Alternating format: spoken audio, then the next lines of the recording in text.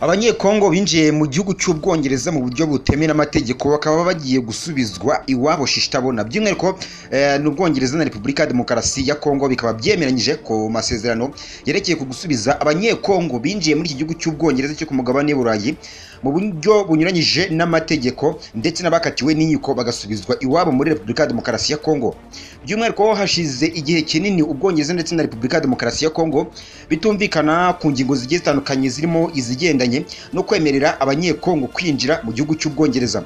Icyakora ubu ngubu impande zombi zikaba zumvikanye ku bigendanye no guhererekanya abo bantu yaba abinjiye mu gihugu cy'Ubwongereza mu buryo butemewe n'amategeko ndetse n'abakatiwe n'inkiko.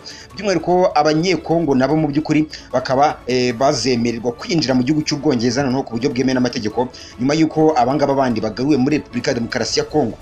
Minisitiri w'umutekano w'imbere mu gihugu cy'Ubwongereza Shabana Mahmoud Yungu rero akaba yashimiye ubufatanye hagati y'Ubwongereza ndetse na Repubulika ya Demokarasi ya Kongo, aho yavuze ko mu by'ukuri abinjiye mu gihugu cy'Ubwongereza ku buryo butemewe n'amategeko ndetse n'abanyabyaha, ubwo ndavuga abakatiwe n'ingiko, bose bakomoka muri Repubulika ya Demokarasi ya Kongo bagiye gusubizwa iwabo shishitabona cyangwa se mu buryo bwihuse. Ibi ngibi biteganyijwe ko bizagenda uko, ndetse kandi mu by'ukuri ko abaturage bakomoka mu bindi bihugu bigiye bitandukanye nka Namibia ndetse na Angola nabo bigiye kugenda muri ubwo buryo bakurwa mu gihugu cy'Ubwongereza. By'umwihariko aya ngaya ni amasezerano rero yagezweho nyuma y'uko igihugu cy'Ubwongereza cyari cyagaragaje ko mu by'ukuri ibihugu bitazayemerera bizahanwa n'amategeko hagamijwe koroshya ibyo korohereza cyangwa se kohereza abinjiye muri iki gihugu mu buryo butemewe n'amategeko cyangwa se mu buryo budakurikije amategeko. Mohammed ahanga akaba yavuze ko mu by'ukuri ubutumwa bwa leta y'Ubwongereza busobanutse neza cyane,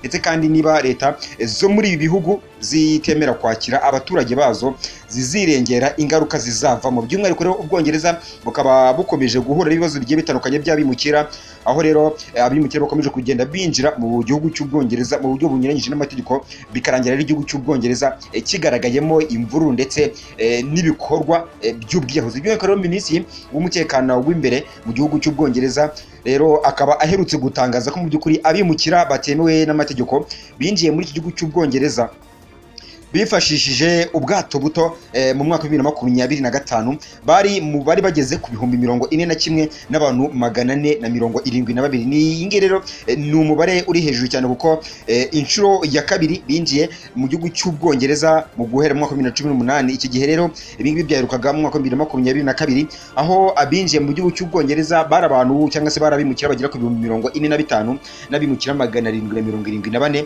bakoresheje ubwato buto bunyura mu nzira izwi nka English Channel. Muri Pakistani abarenga 30 bakabaguye mu gitero cyagabwe mu musigiti.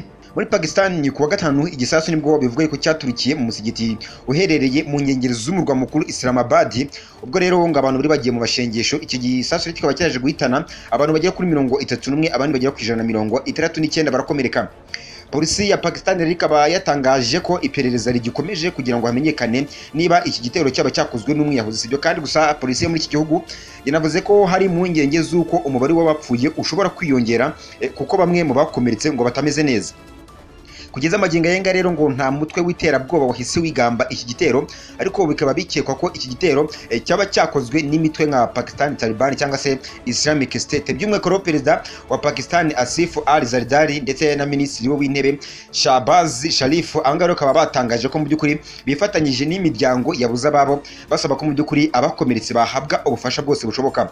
Perezida Zardari kandi ahanga akaba yavuze ko guhitana abaturage b'inzirakarengane iki ngiki ari icyaha kibasira inyoko muntu. Minisitiri Sharif kandi ahangaha we akaba yasabye ko iperereza ryakorwa mu buryo bwimbitse kugira ngo mu by'ukuri ngo abakoze iki gitero bamenyekane ndetse kandi babashe kuba babihanirwa.